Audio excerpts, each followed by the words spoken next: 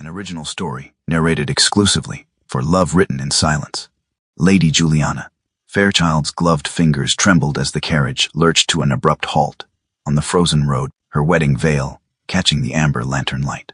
Outside, a man's silhouette appeared against the winter darkness, the Duke of Greymere, his breath visible in the cold night air, one hand raised to stop her journey. The coachman's face drained of color as the Duke approached with measured steps, snow crunching beneath his boots. Juliana's heart hammered against her ribs as the carriage door swung open, revealing his face, not angry, but resolute with knowledge that seemed to weigh upon him like a physical burden. "Lady Fairchild," he said, his voice cutting through the winter silence, "I cannot allow you to continue to this wedding." The carriage wheels crunched rhythmically over the frozen road as Lady Juliana Fairchild stared at the darkness beyond the small window. Frost patterns etched the corners of the glass, delicate crystalline webs that seemed to mirror the intricate trap closing around her life. She adjusted the heavy fur-lined cloak around her shoulders, though the chill she felt came as much from within as without. "Not much farther now, my lady," called the coachman from his perch. "We'll reach Thornfield Hall before midnight, God willing, and the roads stay clear." Juliana nodded, though he couldn't see her.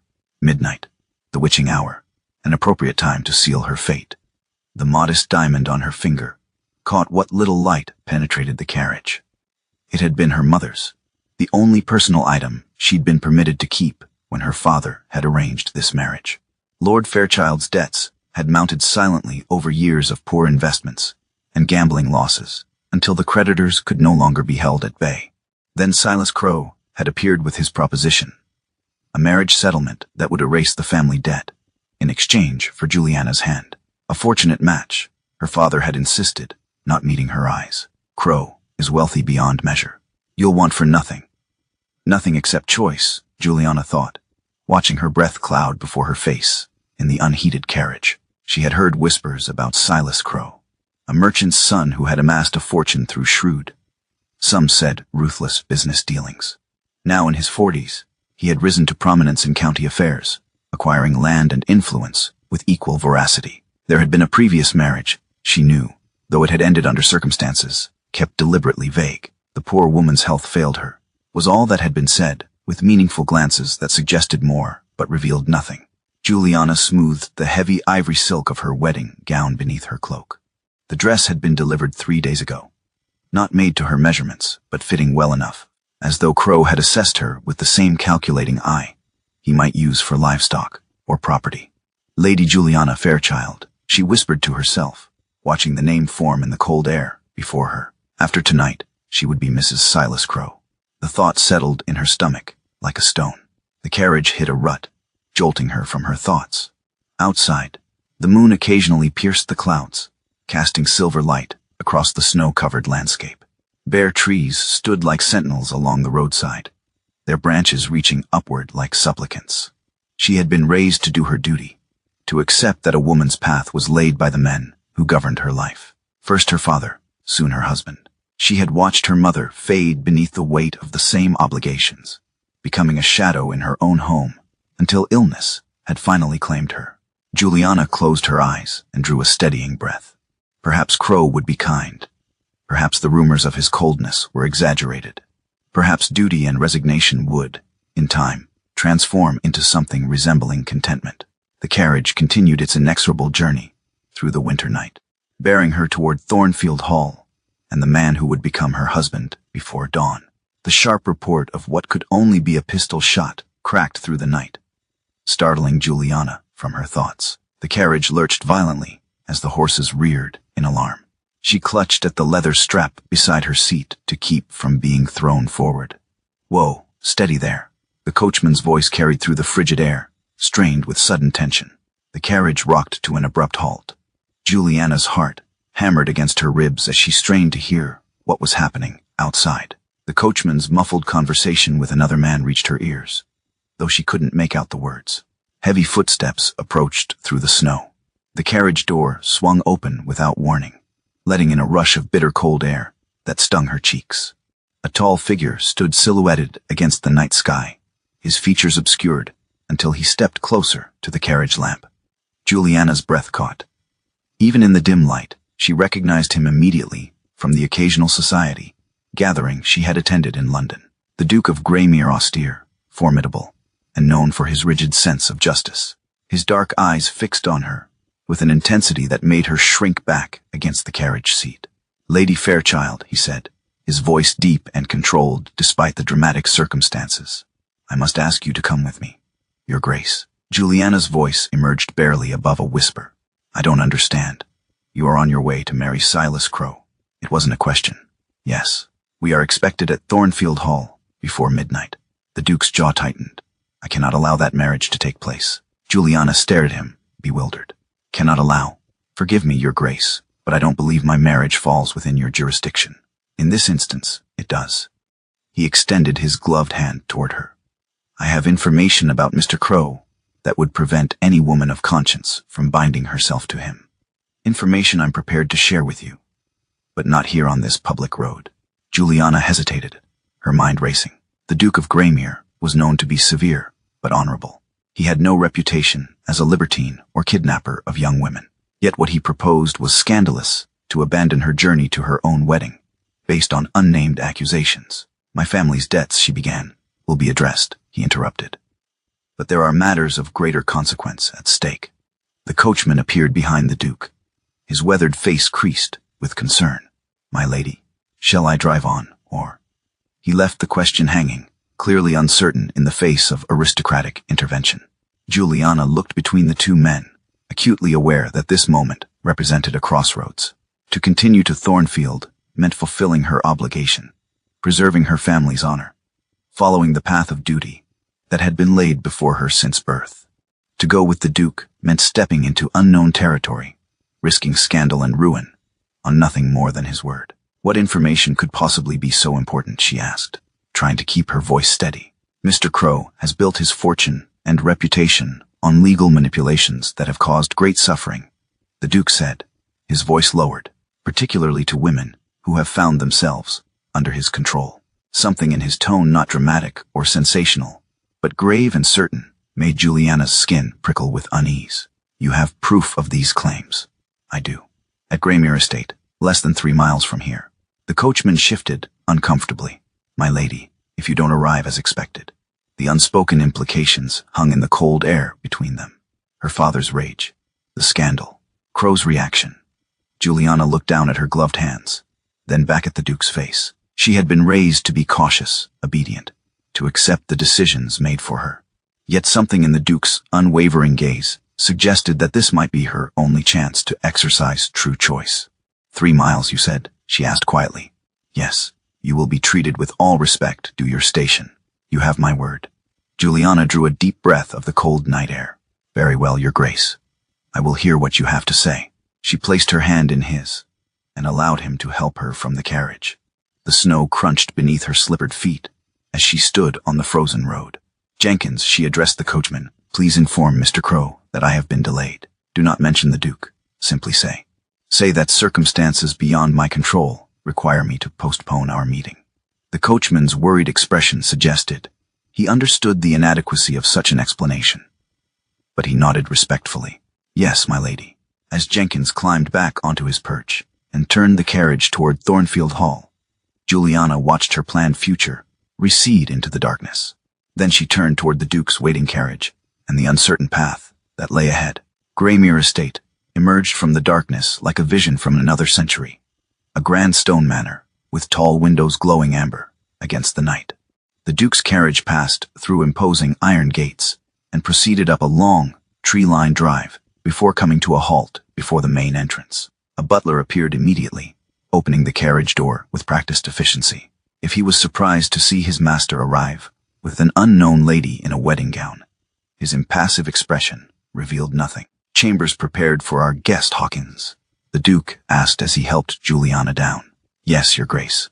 The blue suite has been made ready, as instructed." Juliana noted this exchange with a flicker of surprise.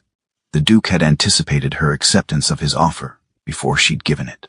The entrance hall of Graymere was imposing yet austere high ceilings, polished marble floors, and ancestral portraits lining the walls. A fire burned in a massive stone fireplace, casting dancing shadows across the space. Despite the grandeur, There was a distinct lack of ostentation that Juliana found oddly reassuring. "You must be cold and tired," the Duke said, his tone softening slightly. "Mrs. Winters, my housekeeper, will show you to your chambers. I've taken the liberty of having some suitable attire brought up. Once you've had a chance to rest and refresh yourself, perhaps you would join me in the library." A gray-haired woman with kind eyes and a practical demeanor appeared and curtsied. "This way, my lady, if you please." Juliana hesitated. "Your Grace, I appreciate your hospitality, but I came here for information, not comfort. I've abandoned my wedding party based on your claims. I would prefer not to delay our discussion." Something like approval flickered in the Duke's eyes. "Very well. The library then. Mrs. Winters, please have tea brought to us." The library was a magnificent room, 2 stories high with shelves reaching to the ceiling, and a gallery running around the upper level. More fire than fashion, Juliana noted, a room designed for use rather than display. The Duke gestured to a chair near the hearth, then moved to a large desk where several documents lay arranged in neat piles. "Lady Fairchild," he began, remaining standing, "what do you know of Mr. Crow's business dealings?" "Very little," she admitted. "Only that he has been successful in various enterprises, and of his previous marriage. Only that his wife died some years ago. Of an illness, I believe." The Duke's expression tightened. "That is the story he has allowed to circulate." He selected a document from his desk and handed it to her. "This is a legal settlement drawn up 5 years ago between Silas Crow and his first wife's family." Juliana scanned the document, her brow furrowing as she attempted to decipher the dense legal language. "It stipulates that, in exchange for a substantial payment, they would agree to circulate the story of her death and never attempt to contact her again," the Duke explained. Juliana looked up sharply. "Are you suggesting his wife is still alive?" "I am not suggesting it. I am stating it as fact." The Duke's voice was measured, controlled. "Mrs. Eleanor Crow currently resides under another name at a small dispensary in the north of the county. She has been effectively erased from society through legal means. But why would he? Because she discovered certain irregularities in his business practices. Because she threatened to expose him. Because she had inherited property that he wanted under his sole control." The Duke listed these reasons with clinical detachment. "The settlement you hold was merely the culmination of a campaign to silence her completely." A chill that had nothing to do with the winter night ran through Juliana. "And you believe he intended something similar for me? Your father's debts provided perfect leverage. The marriage settlement drawn up for your union contains clauses remarkably similar to those used to control his first wife." The Duke's dark eyes met hers directly. "I believe you were selected not for companionship, but for the legal control he could exercise over you and any inheritance that might come your way." Juliana sat very still, absorbing this information. Part of her wanted to dismiss it as impossible, yet another part recognized the cold logic of it. It explained the haste of the arrangement, the impersonal nature of Crow's courtship, the specific terms her father had never fully disclosed to her. "You have taken an extraordinary risk in bringing me here," she said finally. "Why involve yourself in this matter at all?" The Duke's expression remained guarded, but something in his eyes suggested a deeper motivation than he was prepared to reveal. "Let us say that I have a particular aversion to seeing justice manipulated by those with the means to bend it to their will." Dawn found Juliana awake and standing at the window of the blue suite, watching as pale winter light gradually revealed the formal gardens of Greymere Estate. She had slept little, her mind circling through the Duke's revelations and their implications for her own fate. A soft knock at the door announced Mrs. Winters with a breakfast tray and a modest morning dress of blue wool. "His Grace thought you might be more comfortable in this than your wedding attire, my lady," the housekeeper explained. Juliana thanked her, grateful to shed the ivory silk that now seemed like a costume from someone else's life. After a light breakfast, she made her way back to the library, driven by questions that had multiplied through the night. The Duke was already there, standing before a large map of the county spread across his desk. He looked up as she entered, and Juliana was struck by the intensity of his focus, as though she represented not just a person, but a problem to be solved. "You slept well, I hope?" he asked, the formality of his words at odds with the urgency that seemed to radiate from him. "As well as could be expected," she replied. "I have questions. I would be disappointed if you didn't." He gestured toward the document-laden desk. What would you like to know first? How did you discover all this? These legal papers, the whereabouts of Mrs. Crowe, they would not have been easy to obtain. The Duke's expression tightened almost imperceptibly. Crowe has enemies. I am merely one among many who have watched his rise with concern, but I have resources others lack. That's not an answer, Your Grace. A flicker of something, perhaps respect, crossed his face. No, it isn't. The truth is that Crowe attempted similar legal manipulations against my family some years ago. He failed, but my interest was piqued. I began investigating his methods. Juliana moved closer to the desk, examining the papers spread across it. Legal documents, correspondence, property deeds, a web of information that, taken together, revealed a pattern of calculated control. This is what he does, the Duke continued, his voice low and controlled. He identifies vulnerable women with property or potential inheritances. He creates circumstances, debts, scandals, legal entanglements that make marriage to him appear to be the only solution. Then he uses marriage settlements and legal instruments to gain control of their assets. And when they discover his true nature, they find themselves without resources, without allies, and bound by contracts that give him complete authority over their lives. The Duke selected another document from the desk. This is a draft of the marriage settlement prepared for your union with Crowe. Note the clauses regarding property management and the handling of any future inheritances. Juliana scanned the document, her legal knowledge limited, but sufficient to recognize the one-sided nature of the arrangement. My father signed this. Your father was desperate. Crowe made certain of that. A cold clarity settled over Juliana as pieces fell into place. Her father's sudden gambling losses, the mysterious calling in of old debts, the haste with which the marriage had been arranged. You mentioned a dispensary where Mrs. Crowe now lives, she said, setting the document down. I would like to see her. The Duke studied her face, as if assessing her resolve. That would be dangerous knowledge, Lady Fairchild. Once acquired, it cannot be unlearned. I believe I passed the point of safety when I stepped into your carriage last night. Your Grace. For the first time, something like a smile touched the corner of his mouth. Indeed you did. Very well. We can leave after breakfast tomorrow. The journey takes several hours. Juliana nodded, then turned her attention back to the map on his desk. What is your ultimate aim in all this? To prevent my marriage to Crowe, certainly. But beyond that, justice, he replied simply. Crowe has manipulated the law to silence those who would expose him. I intend to use that same law to bring his methods to light. And my role in this justice. The Duke met her gaze directly.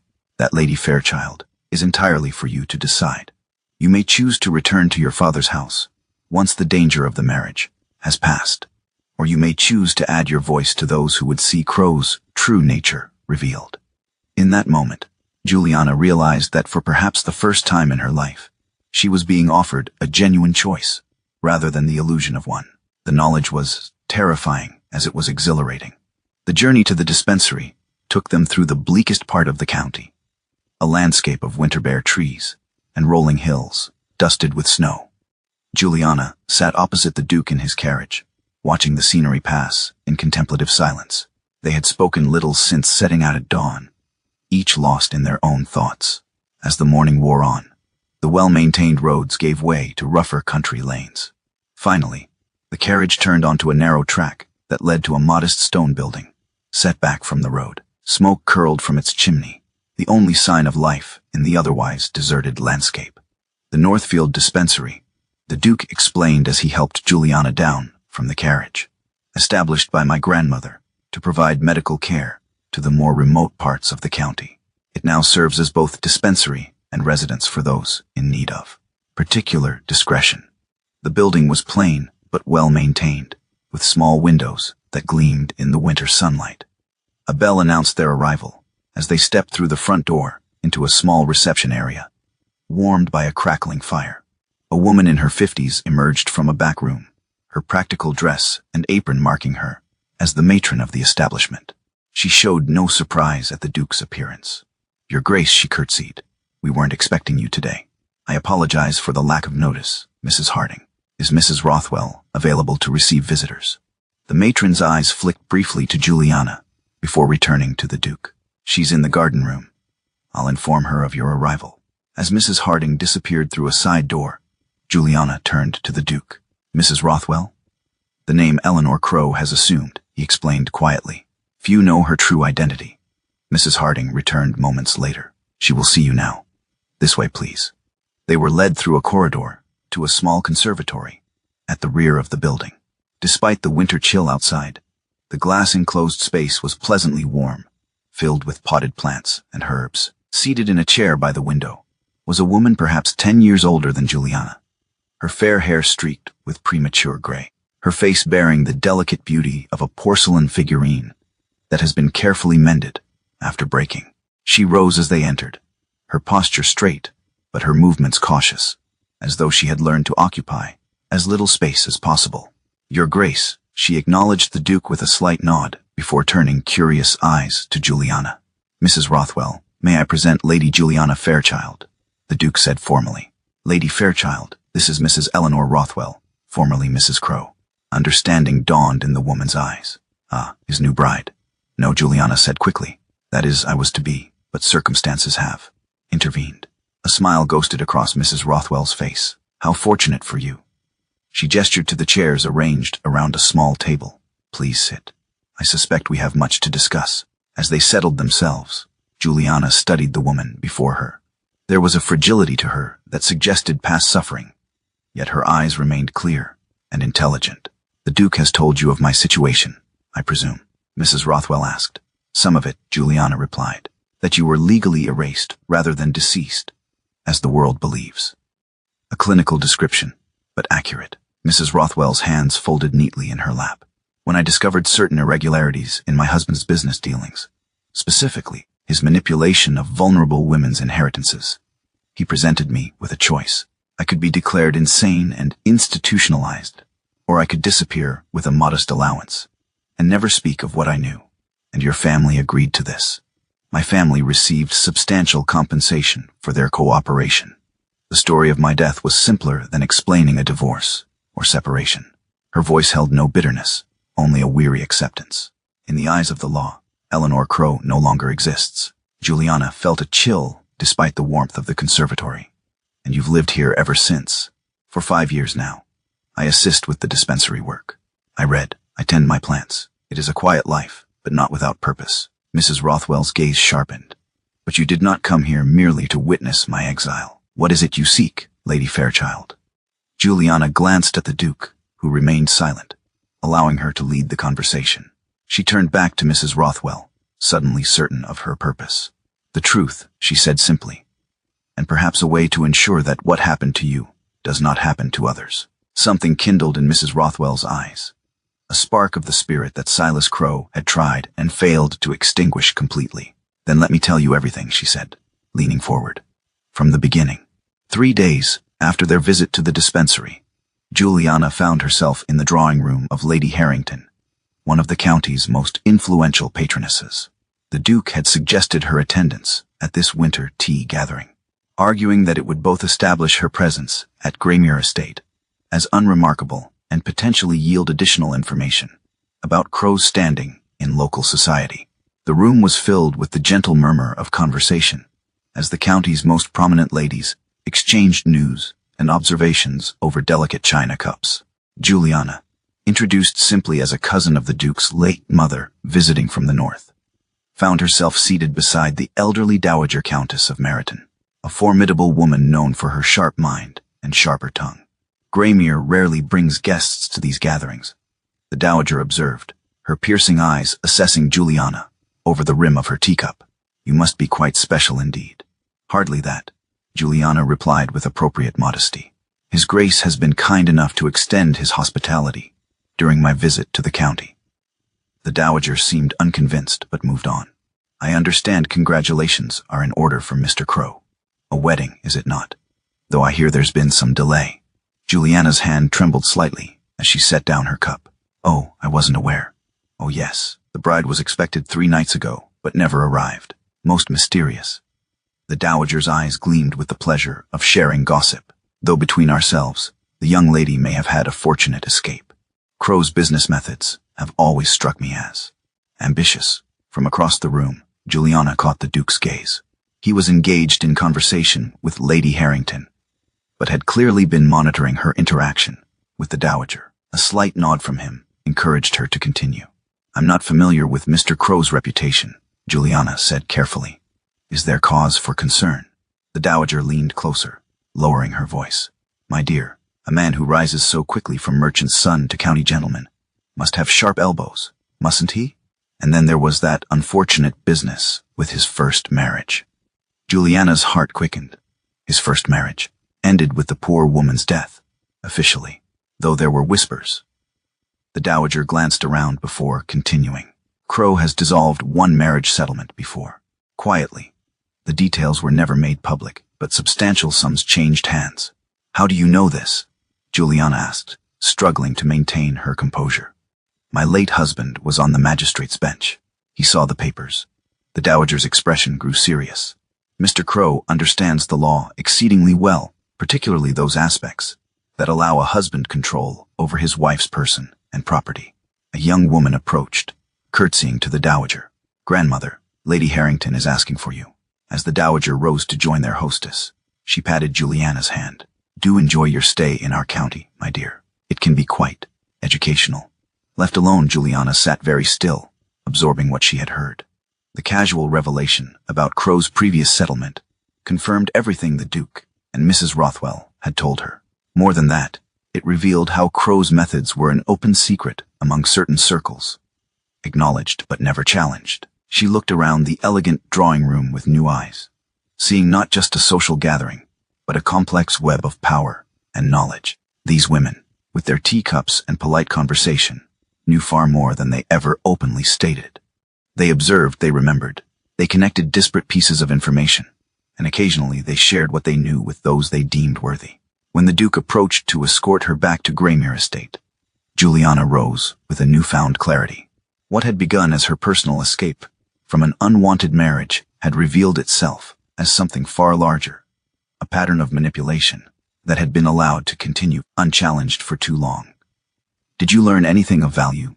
the Duke asked quietly as they walked to his carriage. "Yes," Juliana replied, her voice steady with conviction. "I learned that knowing the truth creates an obligation to act upon it." The Duke's study was a different space than his library, smaller, more personal, with a single desk, rather than the expansive research tables of the larger room.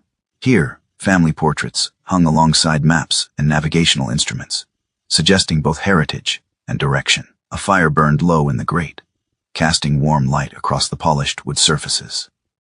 Juliana stood by the window, watching as evening shadows lengthened across the grounds of Greymere Estate. Behind her, she could hear the Duke pouring 2 glasses of amber liquid from a crystal decanter. "Madeira," he said, offering her one of the glasses. "I thought something fortifying might be appropriate for this conversation." She accepted with a nod of thanks. "You knew what I would hear at Lady Harrington's gathering." "I suspected," he corrected. The Dowager Countess has never been one to hide her observations behind excessive tact. She confirmed everything. Juliana took a small sip of the Madeira, letting its warmth spread through her. Crow's manipulation of his first wife, the settlement that effectively erased her. It seems to be common knowledge among certain circles. Knowledge, yes, but without proof or testimony, it remains merely gossip. The Duke leaned against his desk, studying her with that same intense focus she had come to recognize. Which brings us to the question of what happens next. Juliana met his gaze directly. "I want to help Mrs. Rothwell reclaim her identity and expose Crow's methods, not just for her sake or mine, but for any woman who might fall into his path in the future." Something like approval flickered in the Duke's eyes. "That would require legal action, testimony, public scrutiny. Are you prepared for what that might mean for your reputation, your future?" "My reputation." A small, bitter laugh escaped her. "I've disappeared on the eve of my wedding. I've spent unchaperoned days at the home of an unmarried nobleman. I suspect my reputation is already beyond conventional salvage. Your Grace." "Greymere," he said abruptly. "I beg your pardon. If we are to be allies in this matter, perhaps you might call me Greymere, rather than your Grace at every turn." A hint of wry humor softened his austere features, particularly as we may be committing social suicide together. The unexpected suggestion of informality, and the equally unexpected glimpse of humor, momentarily disarmed her. "Very well, Greymere, and you may call me Juliana." He inclined his head in acknowledgement. then moved to retrieve a folder from his desk. I've been building a case against Crow for some time, but it has always lacked a crucial element, a willing witness with first-hand knowledge of his methods. And now you have two, Juliana said, Mrs. Rothwell and myself. If you're certain this is the path you wish to take. Juliana set her glass down and moved to stand opposite him, the desk between them like a boundary, being negotiated. When you stopped my carriage that night, you made a choice for me, when I had no say in. You decided my fate based on what you believed was right. The Duke's expression tightened. I did. I don't fault you for it, she continued. But I will not allow anyone, not my father, not Crow, not even you, to decide my path forward. I choose to act, not because you have guided me to it, but because I believe it is right. For a long moment, he simply looked at her, something shifting in his gaze. A reassessment, perhaps, or a recognition. Then he nodded once, decisively. What do you propose? We go to the magistrate, Juliana said. Together, but with me speaking first. Not as a woman rescued by your intervention, but as one who comes forward of her own volition. Mrs. Rothwell has agreed to testify as well, if her safety can be assured. It can, he said firmly. I've made arrangements for legal representation for both of you. The magistrate is an honorable man who will hear the evidence fairly, and Crow's influence, considerable, but not unlimited, particularly when faced with testimony from a duke, a lady of quality, and his own legally erased wife. Gramir's mouth curved in a grim smile. He has built his power on secrets and silence.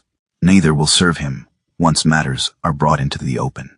Juliana nodded, feeling a strange calm settle over her. The path ahead would not be easy, but it was one she had chosen with clear eyes. There is one more thing, Gramir said, his tone shifting slightly. To give your testimony the weight it deserves, I must formally renounce certain legal privileges that would otherwise allow my word to overshadow yours. I must appear before the magistrate, not as a duke with special authority, but as a citizen bound by the same laws as any other. You would do that? Juliana asked, surprised by this willingness to set aside the very power that defined his position in society. Justice cannot exist where power is unevenly distributed, he said simply. If I truly believe that, I must be willing to demonstrate it. In that moment, Juliana realized that what had begun as an unlikely alliance was becoming something far more profound, a partnership founded on shared principles, rather than circumstance or convenience. Tomorrow, then, she said, we go to the magistrate tomorrow. The county archives occupied the upper floor of an imposing stone building in the market town, its windows tall and narrow, admitting thin shafts of winter sunlight that illuminated dust motes dancing in the still air. The magistrate's chambers adjoined the archives, a practical arrangement that allowed immediate access to legal records during hearings. Juliana sat on a hard wooden bench in the anteroom, her back straight, hands folded in her lap. Beside her, Mrs. Rothwell, still using the name she had assumed in her exile, waited with quiet dignity, her face partially concealed by a modest veil. The Duke stood by the window, his profile etched against the light, watching the street below, where normal life continued, unaware of the drama unfolding above. He's here, Gramir said quietly, turning from the window. Crow has just arrived with his solicitor. Juliana felt her heart quicken, but kept her expression composed. Good. Let him come. The door to the anteroom opened, and a clerk appeared. The magistrate will see you now. The magistrate's chambers were austere, but imposing, dark wood paneling, shelves of law books, and a massive desk behind which sat Sir William Blackwood, a man in his 60s with shrewd eyes and a reputation for impartiality. Already present were two court clerks, and a young man Juliana, recognized as Mr. Phillips. The solicitor Gramir had engaged to represent both her and Mrs. Rothwell. They had barely taken their seats when the door opened again to admit Silas Crow and his legal representative. Crow was a solidly built man with features that might have been handsome, were they not hardened by ambition and calculation. His eyes widened momentarily at the sight of Juliana, then narrowed as they moved to the veiled figure beside her. What is the meaning of this? He demanded, addressing the magistrate directly. I was summoned regarding a matter of contract dispute. I find myself ambushed instead. Be seated, Mr. Crow, Sir William said calmly. This hearing concerns allegations of legal impropriety in certain marriage settlements and contracts bearing your signature. You have been properly notified, according to law. Crow's jaw tightened, but he took his seat, his solicitor leaning close to whisper in his ear. Lady Fairchild, The magistrate continued, as the initiating party in this matter. You may begin. Juliana rose, conscious of every eye in the room upon her. The prepared statement she and Mr. Phillips had crafted seemed suddenly inadequate. Too formal for the truth she needed to convey. Setting the paper aside, she spoke directly to Sir William. 3 nights ago, I was on my way to marry Mr. Crow, a marriage arranged to settle my father's debts. I have since discovered that this arrangement was part of a pattern.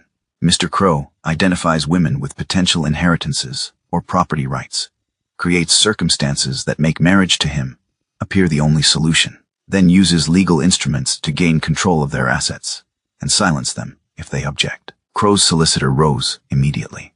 These are slanderous accusations without foundation. Lady Fairchild abandoned her wedding journey and has been residing unchaperoned at Greymere Estate. Her testimony is compromised by both her actions and her association with the Duke, who has well-known grievances against my client. I have documents, Juliana continued steadily, including the draft marriage settlement prepared for my union with Mr. Crow, which contains clauses designed to give him complete control over any inheritance I might receive. I also have witness testimony from another victim of similar manipulation. At this, Mrs. Rothwell slowly rose and removed her veil. The room fell silent as Crow's face drained of color.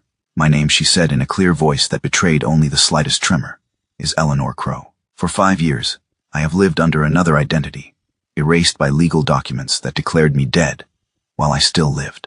I am here to reclaim my name and to testify to the truth of Lady Fairchild's allegations. What followed was 3 hours of testimony, document examination, and increasingly desperate objections from Crow's solicitor. Throughout, Juliana watched the magistrate's face, seeing in his expression the gradual shift from judicial neutrality to grave concern as the pattern of manipulation became clear. Finally, when all testimony had been given and all documents examined, the Duke of Greymere rose. In his hand, he held a single sheet of paper. Sir William, he said formally, before you render judgment in this matter, I wish to submit this document for the record. It is a formal renunciation of certain legal privileges accorded to my rank, specifically those that would give my testimony undue weight over that of Lady Fairchild or Mrs. Crow. I ask that their words be judged on their own merit, not elevated or diminished by my station. A murmur ran through the room as Greymere placed the signed document on the magistrate's desk. It was an unprecedented act, a voluntary relinquishment of aristocratic privilege in the name of equal justice. Sir William studied the paper, then looked up at the Duke with newfound respect. So noted, Your Grace. Though I must observe that such an act speaks more to your character than any testimony could. As the hearing concluded, and Sir William withdrew to consider his judgment, a single candle burned on the clerk's table, its flame steady in the still air of the chamber. Juliana watched it, finding in its quiet light a symbol of the truth they had brought forward, small perhaps, against the darkness of power and manipulation, but unwavering. Dawn broke over Greymere Estate, pale winter sunlight spilling across the frost-covered gardens and turning the dew to diamonds on bare branches. Juliana stood at the window of the blue suite, watching as the new day gradually illuminated the world below. Behind her, her few possessions were packed neatly in a valise, not the elaborate trousseau that had been prepared for her wedding, but the modest belongings she had accumulated during her stay at Greymere. A fortnight had passed since the hearing. Sir William's judgment had been swift and comprehensive. Crow's legal manipulations exposed, his reputation in tatters, his business dealings now subject to rigorous scrutiny. Eleanor Crow had been legally restored to life, her property and rights returned to her. As for Juliana, she had emerged with her dignity intact, her father's debts addressed through the Duke's intervention, and her future once again her own to determine. A soft knock at the door announced Mrs. Winters. His Grace asks if you're ready, my lady. The carriage is waiting. Juliana nodded. Thank you. I'll be down directly. She took one last look around the room that had been her sanctuary during these tumultuous weeks. Then, gathering her resolve, she made her way downstairs to where the Duke waited in the entrance hall. Greymere stood by the great doors, his tall figure silhouetted against the morning light. He turned as she approached, and Juliana was struck again by the intensity of his gaze, no longer assessing or calculating, but open in a way she had not seen before. You're certain this is what you wish? He asked quietly. It is, she replied. though I thank you for the alternative you've offered. After the hearing, he had proposed a solution that would have protected her from scandal, a marriage of convenience between them, providing her with the security of his name and position. It had been a generous offer, made from genuine concern for her welfare.